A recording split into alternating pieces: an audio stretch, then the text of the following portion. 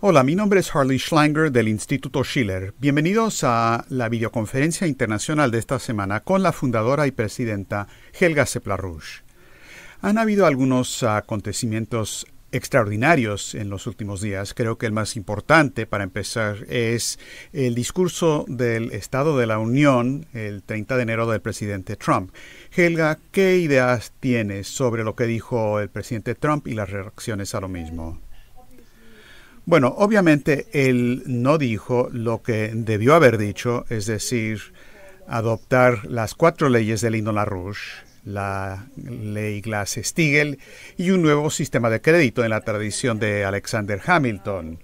Ahora, nosotros no hemos abandonado la esperanza de que eso puede ocurrir todavía porque si ustedes se acuerdan, cuando mi esposo en 1983 había hecho una campaña a favor de lo que se volvió la Iniciativa de Defensa Estratégica, el presidente Reagan no lo mencionó en su discurso del Estado de la Nación, pero luego, el 23 de marzo, Reagan anunció públicamente la Iniciativa de la Defensa Estratégica. Así que, por lo tanto, podemos absolutamente tener la esperanza de que el presidente Trump, tarde o temprano, cuando llega la cuestión de financiar la infraestructura que él ha anunciado, que él tendrá que regresar a su promesa de la campaña electoral de instrumentar la ley Glass-Steagall. Fuera de eso, el discurso no fue malo. Creo que es muy significativo que, según una encuesta de la CBS, el 75% de la gente que vio el discurso tuvieron un gran apoyo a Trump. Entonces yo creo que nacionalmente él en definitiva tocó un tema de optimismo, a pesar de que todavía hay muchos problemas, obviamente el tema del sistema financiero que no abordó, pero creo que va por buen camino.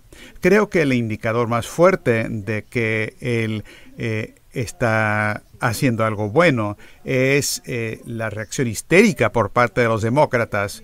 Y cuando él apeló a que una cooperación de los dos partidos sobre los temas de la migración, de infraestructura, los demócratas básicamente estaban sentados ahí, no aplaudieron y en cierto sentido actuaron como el partido de la guerra. Yo creo que eso está por demás claro porque en el contexto del discurso del Estado de la Unión, un día antes, de hecho, fue la fecha límite para la instrumentación de las sanciones que el Congreso había aprobado hace 6 meses y nada ocurrió. El gobierno de Trump no instrumentó más sanciones en contra de Rusia y hubo una reacción muy histérica por los medios como el New York Times o grupos como el Atlantic Council, el Consejo del Atlántico, que básicamente acusaron a Trump de ir totalmente en contra de lo que el Congreso había exigido, aprobado. Pero la respuesta simple del gobierno de Trump sobre las sanciones contra Rusia es que eso no era necesario. Ahora, eso es muy bueno. Creo que a pesar del hecho de que Trump, en términos de la política exterior, de su discurso del Estado de la Nación, donde llamó a Rusia y China rivales de Estados Unidos en vez de socios o algo más positivo, a lo que los chinos reaccionaron de manera bastante fuerte. Ellos dijeron que esto era alarmante y algo provocador, pero luego la portavoz de la Cancillería básicamente dijo que Estados Unidos y China deben trabajar juntos para poder lograr un futuro más feliz para toda la humanidad. Entonces, esa respuesta, por un lado, estaban expresando que no estaban complacidos, pero también extendiendo la mano para tratar de lograr el tipo de cooperación que ya se ha demostrado entre Xi Jinping y Trump. Los rusos respondieron de una manera aún menos fuerte porque ellos en un comentario dijeron que el discurso de Trump fue algo mucho más moderado, más calmado que los de sus antecesores, refiriéndose obviamente a Obama y Bush. Entonces yo creo que este no es el fin del mundo, no es lo que debió haber sido, pero creo que en el contexto de lo que está ocurriendo en Estados Unidos, uno no puede esperar, en realidad, dada la movilización de los neoconservadores, el comportamiento verdaderamente absurdo de los demócratas. Creo que hizo bastante bien el presidente Trump. Sobre la cuestión de las sanciones, se escribieron artículos que decían que esto demuestra que Trump es un títere de Putin, pero por el otro lado, la idea de estas sanciones es algo contraproducente, especialmente si Trump está tratando de buscar una política de cooperación. Esto nos trae a toda la cuestión del intento de golpe por parte de Mueller. Han habido muchos acontecimientos con eso, incluyendo la probable publicación pública en los próximos días del memorándum de Nunes. ¿Qué nos puedes decir al respecto de este golpe en contra de Trump? Yo creo que esto está llegando a dimensiones muy interesantes. Es más, al salir del Congreso se le preguntó a Trump si él iba a publicar el documento de Nunes y él dijo 100%. Y luego después el jefe de Estado de la Casa Blanca, John Kelly fue entrevistado y dijo que la Casa Blanca va a permitir que se haga público este memorándum bastante rápido, porque el pueblo de Estados Unidos debe llegar a sus propias conclusiones sobre lo que pasó, y eso es muy positivo.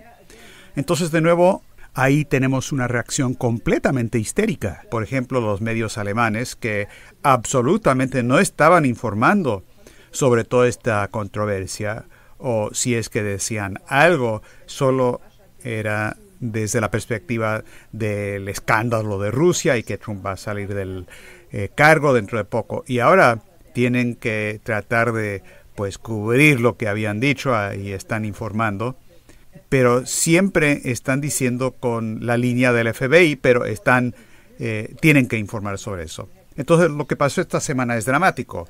La Comisión sobre Inteligencia de la Cámara decidió que se tiene que publicar el memorándum y luego despidieron a McCabe del FBI, y eso es muy positivo. Y luego está la operación de los senadores Grassley y Lindsey Graham, que por un lado están insistiendo en que haya una investigación criminal o penal en contra de Christopher Steele, pero también enviaron cartas a demócratas importantes, a Podesta, al Comité Nacional Demócrata y otros funcionarios demócratas, con preguntas detalladas. ¿Qué sabían sobre el dossier de Steele? ¿Cuándo sabían sobre el asunto de Hillary? Muchas preguntas. Luego, McCabe también está bajo una nueva investigación porque parece que él postergó toda la investigación sobre Hillary Clinton respecto a sus correos electrónicos por unas 3 semanas para que ocurriera después de las elecciones de noviembre. Entonces yo creo que hay mucha furia aquí. Hay gente aquí que está diciendo alarmados que el resultado puede decidir el futuro de Estados Unidos. Paul Craig Roberts, que estuvo en el gobierno de Reagan, él dijo una alarma muy fuerte diciendo que lo que está en juego es algo extremo. Si los golpistas se salen con la suya, entonces Estados Unidos se volvería un estado policíaco total, donde los servicios de inteligencia pueden crear una dictadura y que ya no había responsabilidad del gobierno ante la población. Entonces, esto claramente lo que ocurre por un lado. Por el otro lado, naturalmente, se espera de que si se publica este memorándum, que está por salir ya esta misma semana, porque solamente tiene 5 días el presidente después del voto en el Congreso, y esto puede ser un terremoto político, porque lo que parece que está en este memorándum, si esto se vuelve público, creo que va a cambiar no solamente la situación de Estados Unidos, sino que va a ser un terremoto a nivel internacional. Nosotros hemos enfatizado desde el principio que hay que denunciar el lado británico, especialmente sobre el dossier de Christopher Steele y la promoción por Fusion GPS, y ahora parece que hay gente en la Cámara y en el Senado que están haciendo algo sobre esto. Pero ¿qué más se puede hacer? Nosotros estamos difundiendo el dossier sobre Mueller, pero ¿Qué más se puede hacer para que esto no se canalice o en la dirección incorrecta, sino que se enfatiza el papel de los británicos en toda esta movida en contra de Trump? Bueno, yo creo que los que están escuchando esta videoconferencia, a ustedes les estamos pidiendo que nos ayuden a circular este memorándum sobre el caso de Mueller, el golpe, porque es una cuestión de justicia. También hay un asunto personal aquí, porque este mismo Robert Mueller fue el jefe del grupo para destruir a LaRouche, para encarcelarlo en los 80s. Es parte del aparato que es responsable de que mi esposo inocentemente fuera a la cárcel por 5 años, y muchos de nuestros colegas en Estados Unidos les pasó lo mismo, y aún por más tiempo. Fue una de las más grandes injusticias y se tiene que corregir eso, porque yo siempre dije en ese entonces, y lo sigo repitiendo ahora, que el crimen mayor no fue solamente que mi esposo inocentemente fue a la cárcel, sino que el pueblo de Estados Unidos se les negó el acceso a sus ideas y sus soluciones, y eso creo que causó un gran sufrimiento del pueblo americano. Si mi Estados Unidos no hubiera sido atacado por gente como Robert Mueller, y podría haber promovido sus políticas de manera más exitosa como resultado de eso, y Estados Unidos probablemente no estaría en la condición actual. No tendríamos el problema de la epidemia de las drogas, no tendríamos los problemas económicos. Entonces, el delito realmente fue en contra del pueblo estadounidense. Y luego, claro, está el aspecto de la participación de Mueller en encubrir lo que ocurrió el 11 de septiembre. Y eso también es algo que absolutamente se tiene que abordar públicamente y corregir. Y, naturalmente, las operaciones actuales en contra del presidente Trump. Bueno, esto también tiene implicaciones mundiales. Es la cuestión si va a haber una tercera guerra mundial o no. Entonces yo creo que la gente tiene que ayudar a difundir este dossier ampliamente y que este tema se siga como enfoque público hasta que se haga justicia. Regresando a la cuestión de las sanciones por un momento. Acabamos de ver que ocurrió una nueva ronda de discusión en Sochi sobre el diálogo sirio, donde los rusos han tomado el liderato y otros países también. No sé exactamente cómo Estados Unidos participa en esto, pero claramente el intento de aplicar nuevas sanciones en contra de Rusia minaría cualquier cooperación de los dos países. El presidente Putin y el canciller Lavrov han enfatizado que ven que muchos de los problemas entre Estados Unidos y Rusia vienen del gobierno de Obama. Si podemos sobreponernos a esta operación de Mueller, ¿cuál es el potencial para la cooperación de Estados Unidos y Rusia? Bueno, creo que el presidente Trump lo ha expresado de manera repetida, que es mejor para el mundo si la relación entre Estados Unidos y Rusia es una relación positiva. Y creo que eso es absolutamente cierto, porque entonces así se podría profundizar la cooperación esporádica que se vio en el caso de Siria, y también en el trasfondo de la situación de Corea. Y también se podría abordar, ojalá, el problema de Ucrania, que sigue siendo un problema muy grave, muy peligroso. Entonces hay una millonada de razones por la que debe haber cooperación, y creo que cualquier persona que tiene un sentido de la paz mundial debe entender que Trump en ese sentido es un regalo del paraíso para nosotros si lo comparamos con Hillary Clinton y con Obama y Bush antes en Estados Unidos. Entonces, una vez que resolvemos este problema, porque Trump ahora se siente maniatado, él está demostrando que no está totalmente maniatado, pero como por ejemplo en el voto de las sanciones con Rusia no se opuso porque sabía que iban a sobreponerse a su veto en el Congreso, y Lavrov y los rusos entienden que hay este límite que tiene Trump en Estados Unidos. Entonces podríamos eliminar estos problemas y podríamos empezar a abordar problemas reales como el desarme nuclear, esfuerzos serios en el Oriente Medio para reconstruir esa región, resolver los problemas de Ucrania y Corea del Norte de manera rápida. Entonces, todas estas cuestiones se verán afectadas por esta relación entre Estados Unidos y Rusia en particular. Y Helga, ¿qué informes recibiste sobre la conferencia de Sochi? Creo que las cosas sí avanzaron. ¿Tú piensas que esto fue algo positivo? Yo creo que a pesar de que hubo un intento de sabotaje por parte de unos grupos relacionados o patrocinados por los saudíes que no participaron, esto fue una conferencia muy grande con más de 1.500 delegados y establecieron una comisión para trabajar sobre una nueva constitución para Siria.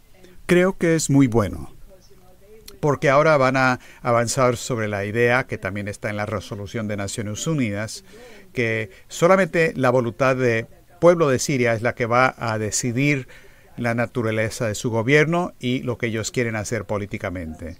Todo esto fue respaldado por Staffan de Mistura de las Naciones Unidas.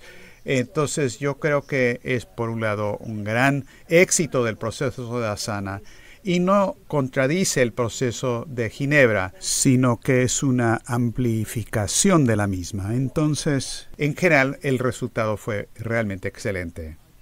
Quiero ahora abordar el tema de la economía, porque esa fue una de las cosas que, aunque el presidente Trump habló de eso mucho, en realidad no adoptó la política de que hemos propuesto nosotros.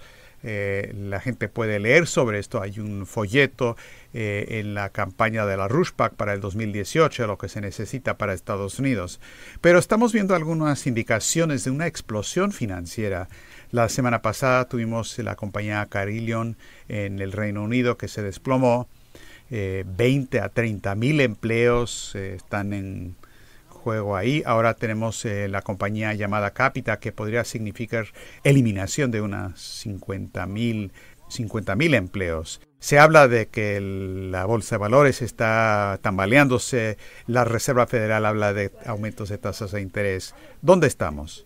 Bueno, uno de los posibles gatillos potenciales de una explosión son estos desplomes de corporaciones. Son firmas grandes y, como han advertido personas anteriormente, el tema de la deuda corporativa es una burbuja mucho más grande que el 2008 y podría esto desatar una explosión general. Podría ser el comienzo. Claramente la conducta de los bancos centrales a la luz de todo esto es totalmente irresponsable, por no decir más. Y el hecho de que el Banco Central Europeo está considerando bursatilizar bonos de la deuda soberana, que simplemente sería bonos chatarra, y eso lo han señalado, por ejemplo, el Partido Demócrata Libre de Alemania. Dijeron que esto es lo que desató el crack del 2008. Yo creo que todos los esquemas para mantener este sistema no van a funcionar y el anuncio de la Reserva Federal anunciaron que van a tener por lo menos 3 aumentos en las tasas de interés este año. Entonces esto podría ser el gatillo para el crack. Estamos exactamente en este momento entre una explosión hiperinflacionaria. Hay indicaciones crecientes sobre esto, entre otras cosas la burbuja de la bolsa y también el potencial de un desplome si se para la emisión cuantitativa. Entonces, dentro de este sistema no hay solución y la única solución es regresar a lo que hizo Franklin Roosevelt en el 1933. La ley Glass-Steagall, terminar con la economía de casino y luego regresar a un sistema hamiltoniano. Llámese eso lo que como uno quiera, puede ser la Corporación de Reconstrucción Financiera, puede ser el Kreditanstalt por Wiederaufbau, pero una vez que se hace que la situación financiera sea sana de nuevo, no hay nada que pueda obstaculizar la cooperación de los países de Occidente para cooperar con el Banco de Inversión en Infraestructura Asiática, el Fondo de la Ruta a la Seda y otras instituciones que están respaldando la nueva Ruta a la Seda. Es la única manera de parar un desplome. Ahora, como indicación de la bancarrota, Bloomberg entrevistó a nadie más que Alan Greenspan ayer. Él es famoso por haber dicho que no había ningún problema de exuberancia irracional. Y luego explotaron todas estas burbujas. cuando él era jefe de la Reserva Federal. Me parece interesante que ellos regresan para hablar de quienes causaran el problema, para hablar de la solución. Bloomberg obviamente debería estar entrevistando a su esposo, Lyndon LaRouche, que no solamente pronosticó eso, sino que tiene una solución. Acabas de mencionar la Franja y la Ruta. Hay acontecimientos muy importantes en este proceso de la Franja y la Ruta. ¿Qué nos puedes decir sobre lo que ha pasado en los últimos días y semanas sobre esto? Bueno, creo que hay un número de proyectos nuevos y que se están anunciando casi cotidianamente. Es realmente impresionante. Por ejemplo, China está construyendo un nuevo puerto profundo en Nigeria. Están involucrados en muchos proyectos en Iberoamérica. Es más, yo diría que el espíritu de la nueva Ruta de la Seda ha contagiado a Latinoamérica ahora de la misma manera que ocurrió antes con África, donde aún gentes que anteriormente estaban más dentro del consenso de Washington y esa órbita, como Brasil, que ahora están muy interesados en las inversiones chinas en sus proyectos de infraestructura. También Argentina, donde China están ahí con una delegación muy grande. Entonces yo creo que las ventajas para los países para obtener el tipo de crédito que se les negó anteriormente, eso simplemente es una dinámica ganadora. Hubo un discurso muy interesante en Washington que me informaron por un economista importante de Indonesia y también una persona militar que básicamente dijo que el modelo estadounidense de democracia, como se impulsó en el pasado, simplemente no conviene para los países en desarrollo que están recibiendo más beneficios cuando se colaboran con la nueva Ruta de la Seda, con la iniciativa de la Franja y la Ruta. Y eso está por todos lados. Yo creo que esto es el acontecimiento más importante. Aún en Europa hay más y más países que están abiertos a esto. Los chinos por ahora están construyendo un ferrocarril rápido entre Oslo y Estocolmo. Eso es muy bueno, porque una vez que esto se vuelva un patrón, una pauta, que China está construyendo ferrocarriles de alta velocidad en Europa, creo que eso también va a ser contagioso. Acabamos de tener en Alemania una debacle, donde el primer tren rápido entre Berlín y Múnich tomó 26 años para construir. Estamos hablando de 550 kilómetros y el sistema de ferrocarriles de alta velocidad entre Pekín y Shanghái, que es más de 1.300 kilómetros, tomó nada más 4 años. Así es que uno de mis colegas en Alemania hizo el cálculo divertido de que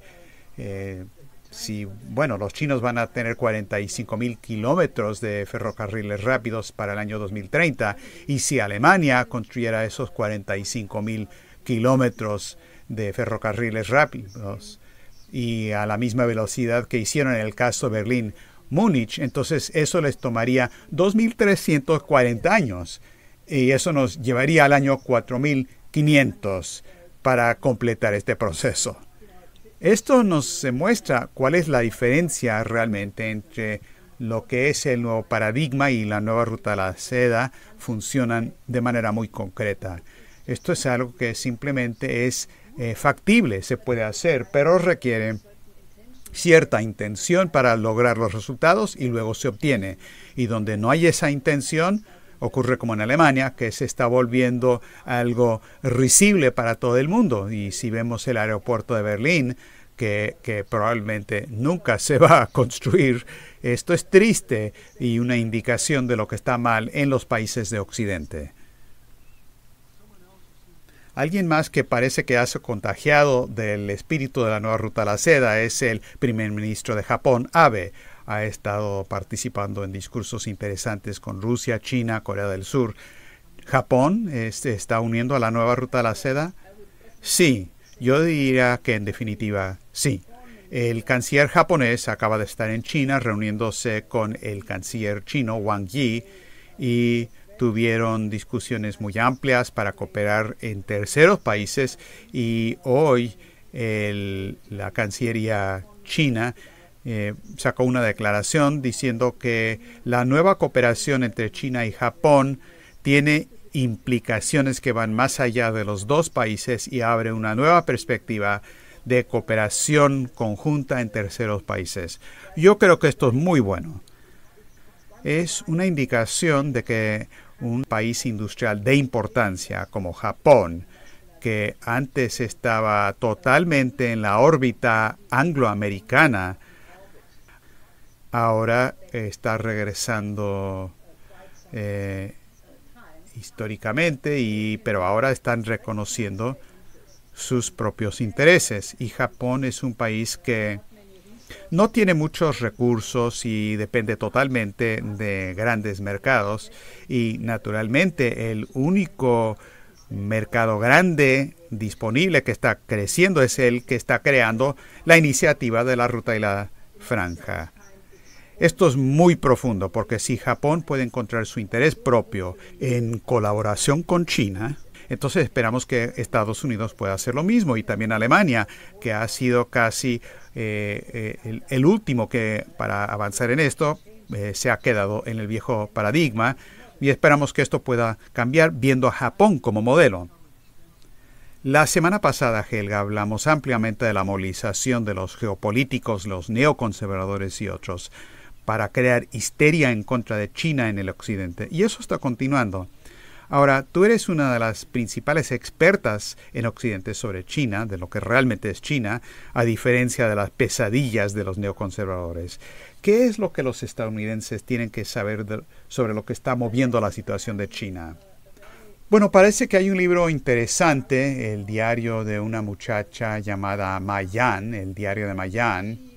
Ella describe cómo ella creció en una región muy pobre en el noroeste de China, que siempre tiene sequías y demás, y que a través de trabajo muy duro, ella se volvió no rica, pero sí, con cierta prosperidad y un buen nivel de vida. Y creo que esto es un buen ejemplo porque existe toda esta propaganda sobre China y sus intenciones y demás. Pero lo que la gente no quiere ver, y sí debería ver, es cuáles son los valores que gobiernan la sociedad china. Es algo realmente del bien común. Hay un gobierno central que está manteniendo un control absoluto, y eso es absolutamente correcto. Si uno tiene un país de 1.400 millones de personas, uno tiene que mantener estabilidad, y el país realmente se ha transformado absolutamente. Existen los resultados del enfoque en el bien común en contra de la idea de el individualismo hedonista exagerado, que es lo que caracteriza a Occidente. Y los chinos están comprometidos a lograr cosas. Por ejemplo, recientemente trabajadores chinos mejoraron y cambiaron una estación ferroviaria en 9 horas, lo que en Stuttgart tomó 10 años o más. Ellos lo hicieron en 9 horas. Entonces, eso es porque ellos pusieron a trabajar a 1.500 personas para hacerlo y luego obtienen resultados. Construyen ferrocarriles, construyendo el ferrocarril simultáneamente en muchos puntos, y luego, por lo tanto, se logra fácilmente. En Occidente, por lo menos en Europa, hay una condición terrible de la infraestructura, y luego hay sitios de construcción, y estos sitios tardan años y están ahí quizás 2 trabajadores trabajando 5 días por semana, y simplemente no es la manera en que lo hacen los chinos. China dice, esto lo tenemos que lograr y tenemos que hacerlo, y lo hacemos con un grupo grande de trabajadores, y luego se ve el resultado. Y yo creo que esto es realmente importante, de que la gente cambie su opinión de lo que es la intención de China, porque hay que ver los países que están cooperando. Vean cómo les va a sus pueblos. Se vuelven más optimistas, más felices. Y yo absolutamente creo que China está diciendo absolutamente la verdad cuando ellos dicen que su intención no es competir para la hegemonía del mundo y tener un nuevo sistema global. Yo creo que el ofrecimiento chino de tener una alianza de países perfectamente soberanos, que trabajan para el bien común y para el destino común de la humanidad. Es absolutamente cierto. Y necesitamos una discusión política en Estados Unidos que no está prejuiciada por interpretaciones geopolíticas y fantasías locas, donde la gente solamente proyecta sus propias intenciones sobre China o Rusia. Entonces, necesitamos una verdadera discusión de lo que debe ser el futuro de la humanidad. ¿Cómo podemos tener una política exterior que respeta la Carta de Naciones Unidas, que respeta la soberanía, que respeta los otros sistemas sociales, sin tratar de exponerlos y exportar lo que uno piensa que es el sistema de uno y que eso es mejor? Creo que así sí podemos tener un mundo en paz, y creo que mientras Trump está en la Casa Blanca y mientras que destruyamos a este Muellergate, las posibilidades de lograr a eso son verdaderamente muy buenas. Creo que el último punto en esto, Helga, es que tú dijiste que es una dinámica que no se puede parar, quizás solamente por la guerra termonuclear. Los chinos no parece que no los afecta mucho la histeria que viene de los neoconservadores. Es lo que esperan y siguen avanzando. Sí, la respuesta fue unámonos con Estados Unidos para crear un mundo mejor. Entonces, ellos no reaccionan a las provocaciones que reconocen, pero luego ellos toman un punto donde ellos ofrecen sus modelos, un punto superior. Creo que esto es muy positivo y es un reflejo de la filosofía confuciana, que creo que es lo que subyace el paradigma de los chinos. Muy bien, bueno, muchas gracias, Helga. Creo que esto nos lleva al fin de la discusión de hoy. Estaremos de vuelta la semana que viene. Sí, nos vemos la semana que viene.